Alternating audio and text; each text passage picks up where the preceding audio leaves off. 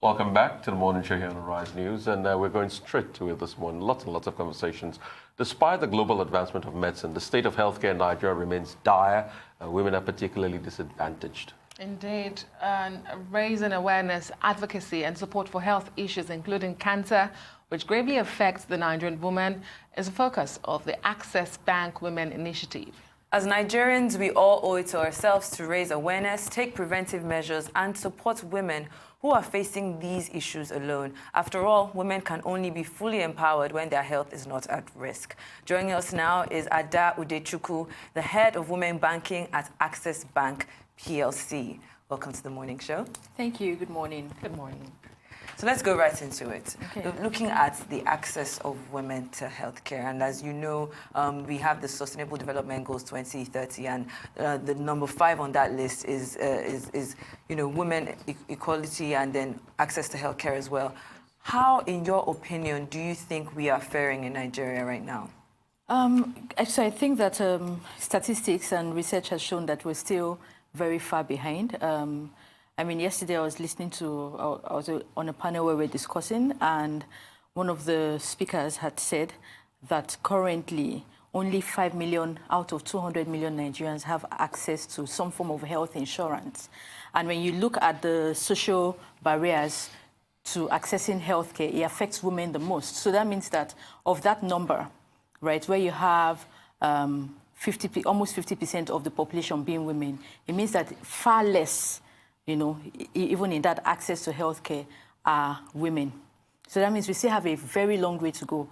Accessing healthcare is something that should be the primary right of any individual, more so a woman who goes through childbearing, childcare, and then providing care for the elderly as well. That has not happened as fast as we want. Also because of the state of the healthcare system in Nigeria, which has also failed due to the social structures that exist. Apart from this, what are the most significant challenges? Are they evolving, or are they the same age-long poverty and lack of knowledge?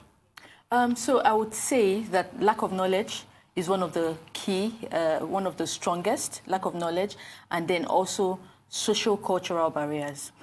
Because you have, for instance, somewhere in the north, right, we were discussing the other day, somewhere in the north where it is deemed almost forbidden for a woman to go to a healthcare facility to have her baby. A taboo. A taboo, yes.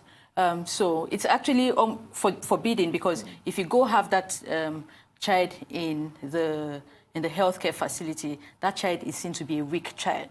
So women are then pressured to stay back at home, have their babies, go through the complications if there are any, and do not have access to the care, that they deserve. And we say that women no woman should have to die in the process of giving life. And in Nigeria, where we have the highest, well, actually the second highest country with the maternal mortality rates in the world, second globally. For a country as resourced as ours, that shouldn't be. But I just want to bop in here, and I just want to, put the cat above the pages and say, it's not only in the north. You'd be amazed that Lagos, the megapolis it is today, most of the births in Lagos are still pretty much done by TBAs, the traditional birth attendants. Right. Even in Lagos, you'll be amazed. So, what have you, at your bank, been able to do to work with the TBAs? Because you'll be shocked how much they hold the balance of power in all of this as regards maternal health, maternal mortality, and the likes. Right. So it would surprise you to even know that. So I gave the north as an example. It would surprise you to know that even in Lagos, one would think that it's the rural areas, but you would be shocked to find that even the educated, right, move away from. So they go for antenatal in proper hospitals and then go back to the TBAs because of social beliefs, because they believe that those TBAs have some powers to protect them, because they hold, traditional history of childbearing, things that they should take, when they are pregnant and all of that. So all of those things do impact. That's why I stay with knowledge, right? It impacts on the acceptance of healthcare, right, as well as access to healthcare. So at some point, the woman chooses.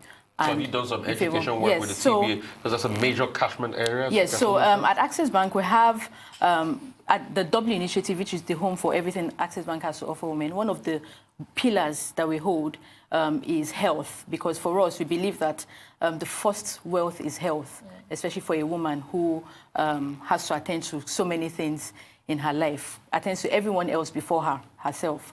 So under the W Initiative, we have what we call the Maternal Health Service Support, which speaks to the health of women and then provides discounted financing for women to be able to access quality health care.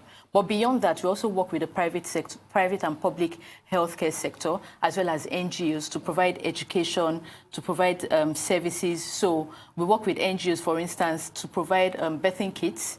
We provided birthing kits to pregnant women across the country. We've donated an IVF fertility center at UCH. So we've worked with NGOs, to create or strengthen the support for women's health in Nigeria. Okay, fantastic. So there's the issue of accessibility. Right. And there's the issue of affordability. Right. And like we have mentioned, you've also mentioned the health insurance scheme, which should be covered, we should protect some, some sort of succor for you, a buffer, isn't available to a lot of people, and so you have to pay out of pocket. Right. And that brings me to affordability, which then makes a lot of people vulnerable. Beyond this awareness and this you have done, what is an institution, financial institution as yours, doing at the moment or hoping to do to ensure that more Nigerian women can afford the health care that they truly deserve? Okay, so apart from the maternal health service support, like I said, what we have done is to work with the private healthcare sector and the public healthcare sector. So for instance, tomorrow we're having a walk for women's health, and we're expecting 5,000 women at that walk, which starts at opposite the Gets Arena in Oniru, 45 Abila Way. We'll have the Commissioner for Healthcare there, Lagos State Commissioner for Healthcare, and then the Federal Minister for Women Affairs, Dim Talin, present. What we are doing as a private sector institution is to drive conversations that get stakeholders to begin to think about these things. In terms of affordability, it would surprise you that Lagos State has a policy for health that requires a premium of 8,500 to be made by every Lagosian in the state. Yet less than 40,000 Lagosians are under that scheme, because even at that cost per year, a lot of Lagosians cannot afford it. So it then still comes back to women's economic empowerment as well, which are some of the things that we're pushing as a private sector. So so throughout this month of October at Access Bank, we have focused on women's well-being.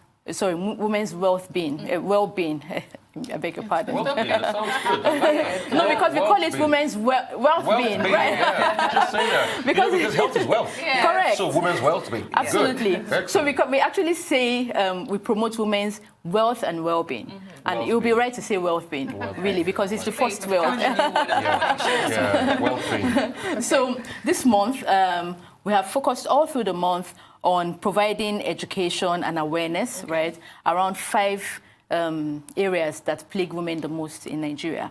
VVF, vesicovaginal fistula, endometriosis, which is not very popular but plagues at least 1 in 10 women in Nigeria.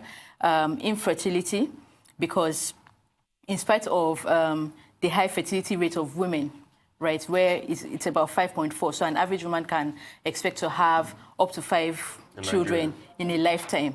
Yet, infertility is so high. And the treatments range from IVF to blessed water and prayers, So a lot of awareness needs to happen around that.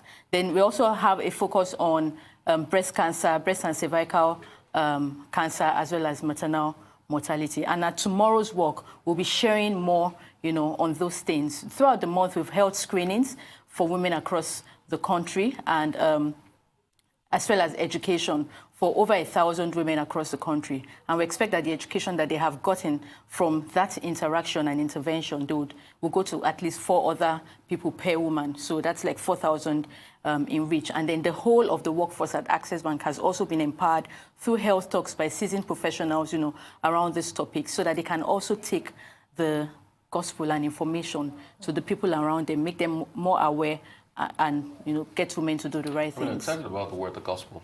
So it is the good news anyway. Yes. And I'm really excited about that. But also, we talked about well-being real quickly. I know it's not within the purview, but I mean, what is Access Bank doing as regards access to capital? No pun intended. Oh, no problem. For women. Yes, for women. So at Access Bank, we have something that we call, especially for women in business, right? Because that's about the hardest to reach or hardest to lend to, because for personal loans, it's pretty straightforward. You can go on your phone, star 901. We have digital lending facilities, and then you can borrow, immediately. But for women in business, we have what we call the W Power Loan, which is discounted financing for women in business.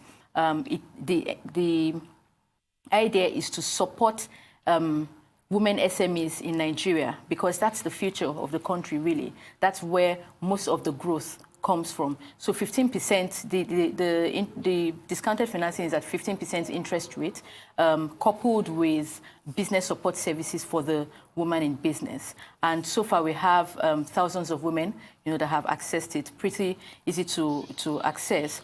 But for more information on that, listeners can go to www.thewcommunity.com, right, or call the Access Bank Contact Center, 271-2005 up to 7. I mean, when you said 15% interest rate, my ears popped. Okay. It was like the woman in me came out. That sounds very exciting. So 15% interest rate flat? Yes, 15% interest rate flat, where the commercial rate is typically at 27 to 28%. So you have 15% for them. 15% for I'm women. very engrossed on this. I'm making my calculations. It's quite exciting. I mean, because I was hearing Ms. Bukola Washika speak the other day, and she was talking about the fact that when she started her business in 1993, she took bank loans at interest rate of 50% in this country. Wow. And I heard that, I was excited. Thank you so much. Really appreciate you.